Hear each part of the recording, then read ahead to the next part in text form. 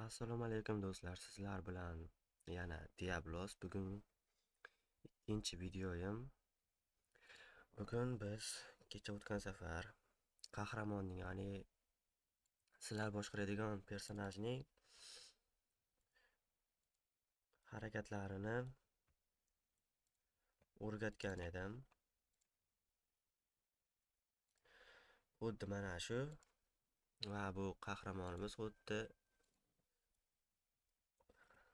qahramondek harakat qiladi. Sizlar boshqarishlari mumkin. WS va mishka yordamida ekranni burish. Xo'p, bugun ko'rsalarim bu yerda hech qanday model yo'q, ya'ni odam yo'q, qahramonning tanasi yo'q. Bugun biz shu qahramonning tanasini bu yerga qo'shish va unga animatsiya berishni o'rganamiz. Hop, qahramonning tanasiga kelsak, buni tayyor yuklab olishlaring mumkin. Masalan, Sketchfab bor. Shu yerdan yuklab olish mumkin. Mana saytning nomi, bu yerdan istalgan personajlarni yuklashlari mumkin. Anime personajlar yoki odamlarmi? Hop, men Kakashi personajini yuklayman. Shu personajni hozir o'yinga qo'shamiz, Unreal Engine'ga. Hop, bu yerdan nima qilamiz? Kakashini bosgandan so'ng modelni yuklab olish tugmasini bosamiz va bu yerdan OBJ original formatni tanlaymiz. Hop, yuklab olingandan so'ng bu zip formatda bo'ladi. Bu zipni ochishimiz kerak bo'ladi. Biz ochish uchun istalgan zip ochadigan dasturdan foydalanish mumkin.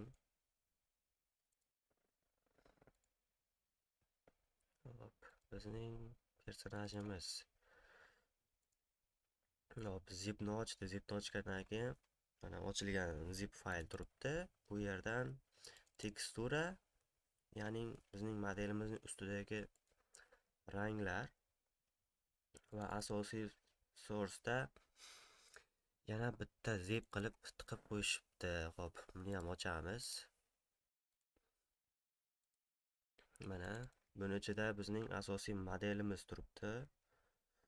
OBJ fayl bo'lib, mana shu bizning asosiy model hozirda. Hop, bu modelimizda hozir hech qanday skelet yoki suyak yo'q, ya'ni bizda animatsiya bo'lmaydi hozir bu modelni shunchaki import qiladigan bo'lsak.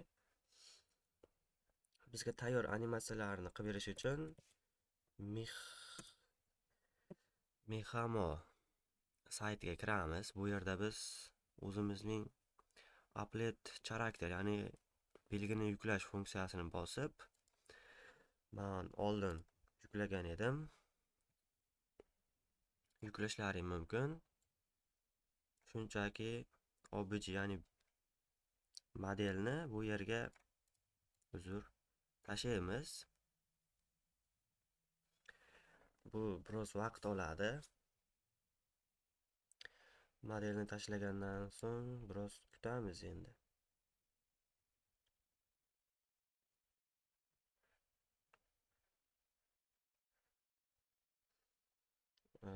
Men biroz juda murakkab usullardan o'rgatyapmanmi, tushunmadimmi, lekin asosiysi shuda.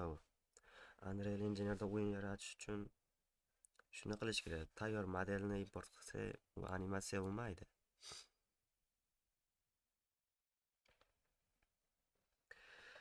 Hop, bu vaqt olyapti-yu. Menimcha tayyor. Hop, keyin next tugmasini bosamiz va bu yerdan mana belgilab qo'yganday shularni ushlab tortib joyiga qo'yishimiz kerak. Personajimizning bo'yin jag'iga bo'lsa kerak. Left virus debdi. Hop, bu bizning tirsaklarimiz bo'lsa kerak. Tirsak deydimi bu yerda? Buni ham tortib shu joyga qo'yib qo'yamiz. Ya'ni inson tanasining buriladigan qismlarini ko'rsatib beryapti bu yerda, qayerdan burilish bo'ladi. Ya'ni suyaklarni yaratib beradi avtomatik bu. O'zimiz ham Blenderda yaratishimiz mumkin, lekin bu juda qiyin bo'ladi. Maslahat bermayman boshlang'ichlar uchun.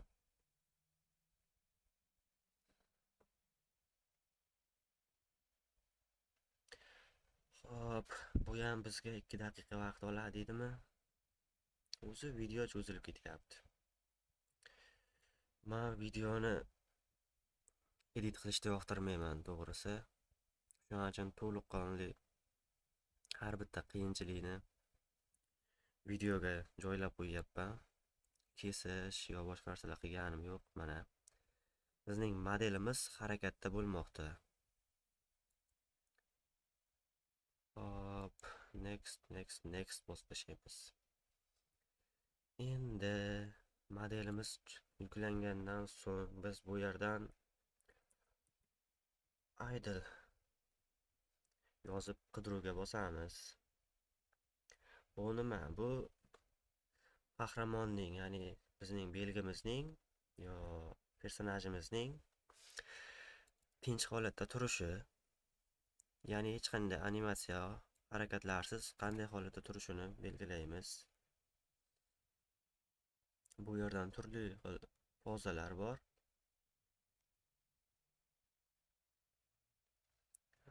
Qaysi biri yaxshi ekan?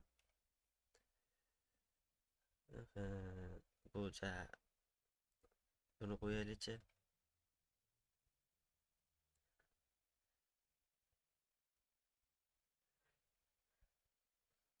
Bo'laveradi, nima qilamiz keyin? Hop, buni to'xtab yuklab olish tugmasini bosamiz va bu yerdan with skin va without skin bor. Ya'ni with skin modelni qo'shib yuklaydi. Without skin animatsiyaning o'zini yuklaydi. Hozirga bizga model bilan yuklab olishimiz kerak. Ikkalasini birgalikda yuklaymiz animatsiyaga qo'shib. Hop, mana yuklab oldi. Endi nima qilamiz? Endi Unreal Engineer'ni ochdik. Hop, bu yerdan chiqamiz. Bizning fayllarimiz joylashgan joyga yana bitta fayl yaratamiz. Buni charakter yozamiz. Ichiga hozirga yuklab olgan modelimizni tashlaymiz. Bu yerda model bilan birgalikda animatsiya ham bor bu faylning ichida. Hop, shunchaki import tugmasini bosamiz va yana kutamiz. Hop. Mana animatsiya faylimiz, ya'ni animatsiya bu.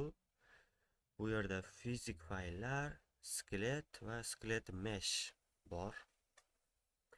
Endi yana blueprintga contentga qaytib, blueprints ochib, bu yerdan mana meshni bosamiz. Ya'ni bu qahramonning tanasi bo'ladi. Bu yerdan skelet meshga hozir yuklab olgan skelet meshni tashlaymiz. Bu biroz kattalashib ketibdi. Mayli, buni to'g'irlash yo'liga kelsak, skala, ya'ni qiymatini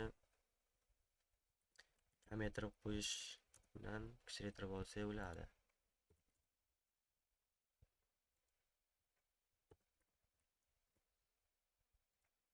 Hammasini 0.1 qo'ysak, mana. Hop, qahramonimiz tayyor. Buni iloji boricha kapsulaga joylashga harakat qilinglar. Endi men vaqt cho'zilib ketmasligi uchun joylab o'tirmayman. Hop, qahramonimiz to'g'riga emas, yonga qarab qolibdi. Buni to'g'irlash uchun bu yerdan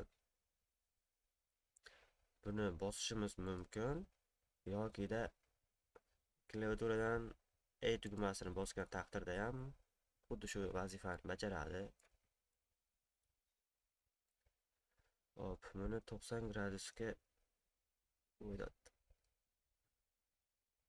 burdik. Hop, shu holatda tursin. Buni bunday qilamiz va kamerani biroz uzoqroqqa joylaymiz. Aks holda biz qahramonning ichini ko'ramiz hozirda. 100. Hop, 300 qilaylik.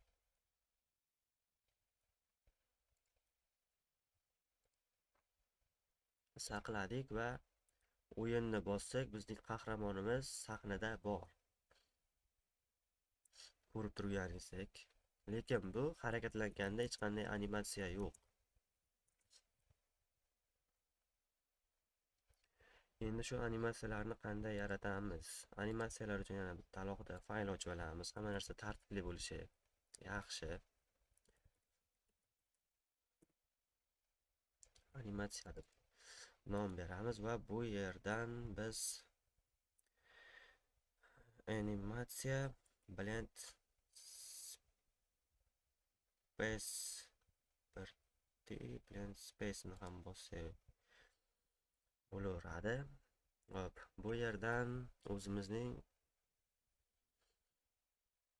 animatsiyamiz uchun skeletni, ya'ni yuklab olgan skeletimizni tanlaymiz.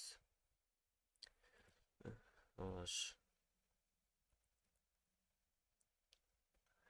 Anim deb yozib qo'yaman. Hop, buni 2 marta bosganimizdan so'ng bizni bu yerga olib kiradi. Bu yerda nimalar bor?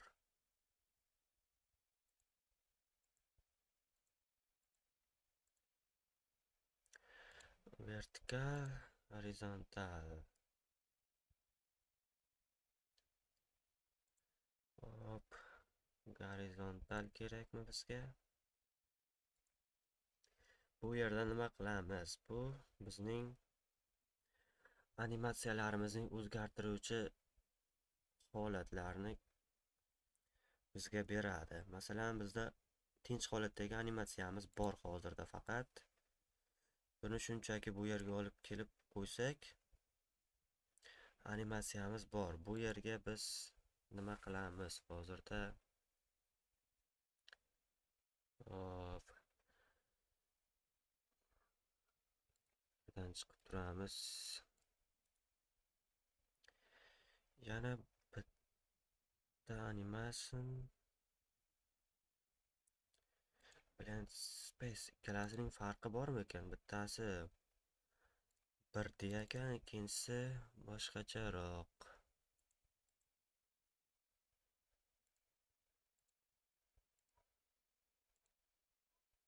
Ikkalasi ham bir xil shekilli. Hop, o'chirib tashlaveramiz chalg'itmaslik uchun. Endi hozirda bizda faqat idle animatsiyasi bor. Biz yurish va yurish animatsiyasini olamiz, chunki hali yugurmaydi personajimiz. Yurish ingliz tilida walk yokida walking. Bu yerdan shu yurish animatsiyasini olsak bo'ladi. Hop. Bu yerdan mana buni belgilab qo'yishni maslahat beraman. Sababi bizning animatsiyamiz bitta joyda turgan holatda harakatlanishi ma'qul. Chunki kapsuladan ichida bo'ladi bu. Faqat bizga vizualni ko'rsatiladi animatsiya. Hop, buni animatsiyaning o'zini yuklab olamiz endi. Bizga model kerak emas, shuning uchun without skin bosamiz. Va animatsiya yuklab olinadi. Mana yuklab olindi.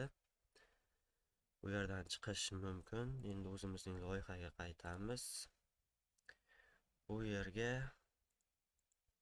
ikkala animatsiyani ham tashlab qo'yaylik.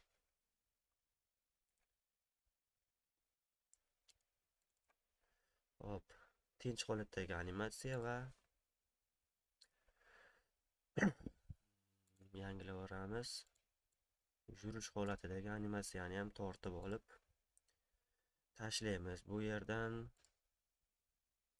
skeletni belgilab qo'yamiz. Sababi animatsiya faqat hozir o'zida, model yo'q, skeletsiz. Shuning uchun import tugmasi ishlamaydi. Bu yerdan skeletda boyagi Kakashi modelining skeletini belgilab qo'yishimiz kerak. Xo'p, yurish holatida animatsiya ham tayyor. Bu yerdan boya yaratgan blend space nomli narsani ochamiz. Bu yerdan bu yerga speed deb yozamiz. Ya'ni bizning animatsiyalarimiz tezlikka qarab o'zgaradi.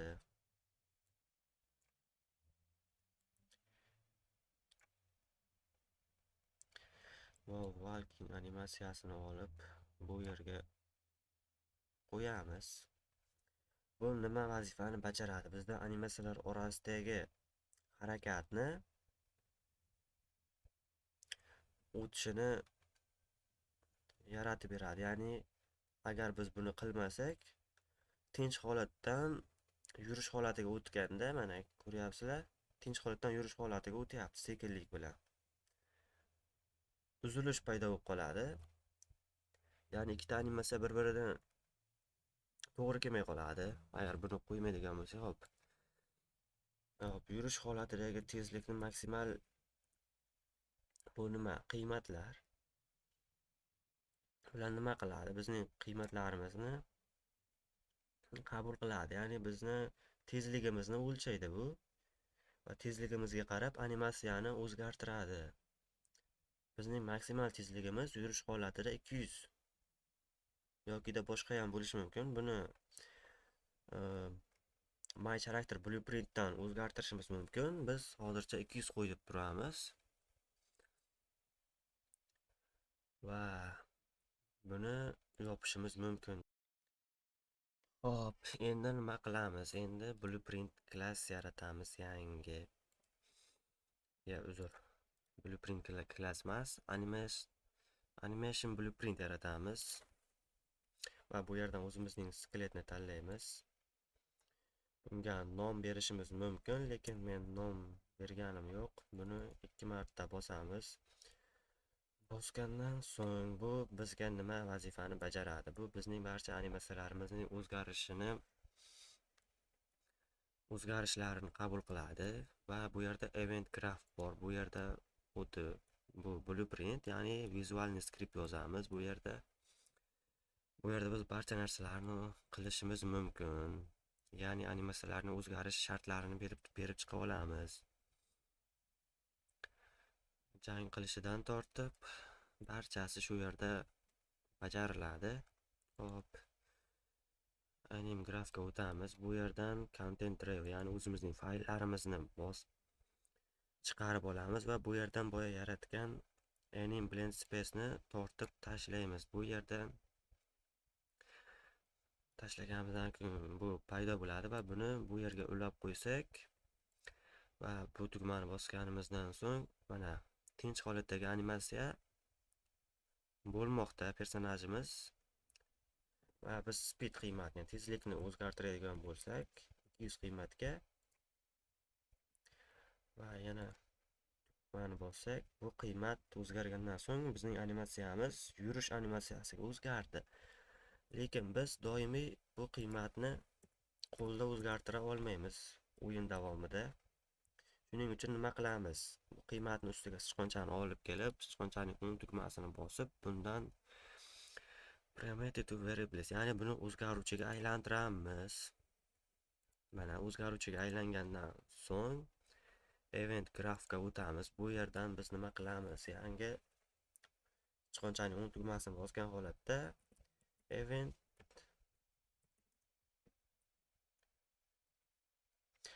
blueprint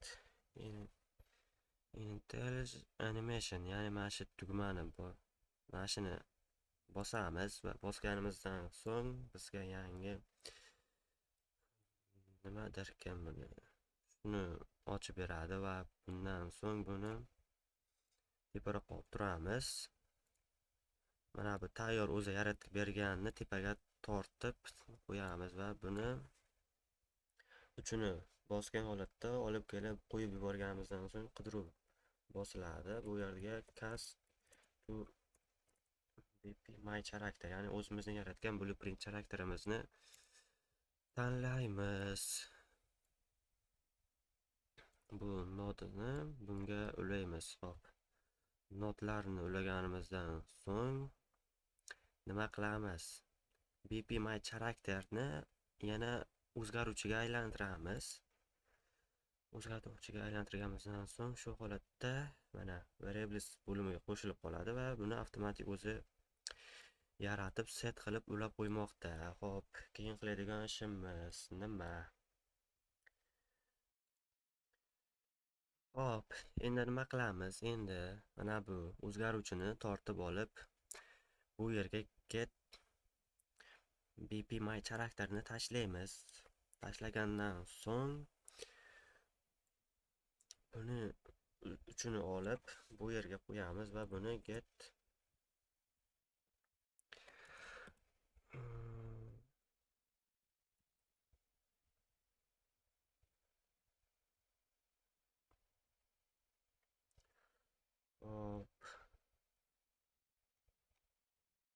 mana get relation shuni tanlaymiz. Hop, bundan keyin buni bu uchini olib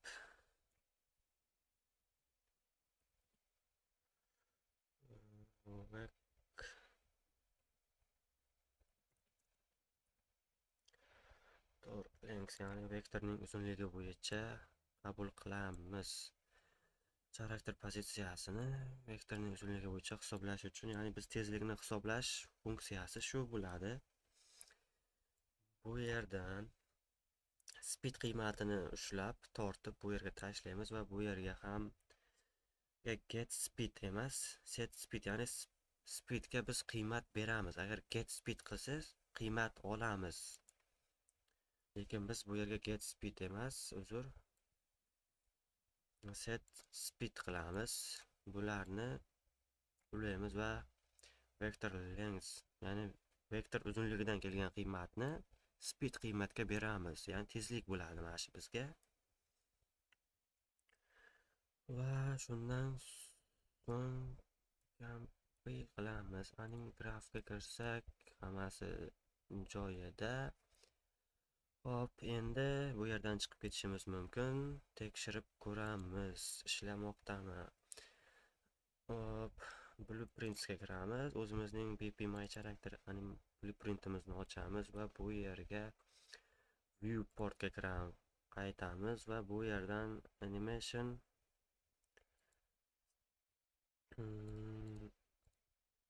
animation classga o'zimizni yaratgan new animation blueprintni tanlaymiz. Tanlasak, ko'ryapsizlar, bizning qahramonimiz harakatlanmoqda. Bu biz uchun muvaffaqiyat. Endi agar run qiladigan bo'lsak, qahramonimiz animatsiya holatida va biz harakatlantirsak, yurish animatsiyasiga o'tmoqda, ko'ryapsizlar. Albatta buni to'g'irlash kerak. Oldinga yurganda, orqaga yurganda. Hozircha videoyimiz shu. Keyingi videolarda albatta bundan-da yaxshiroq qilib chiqamiz.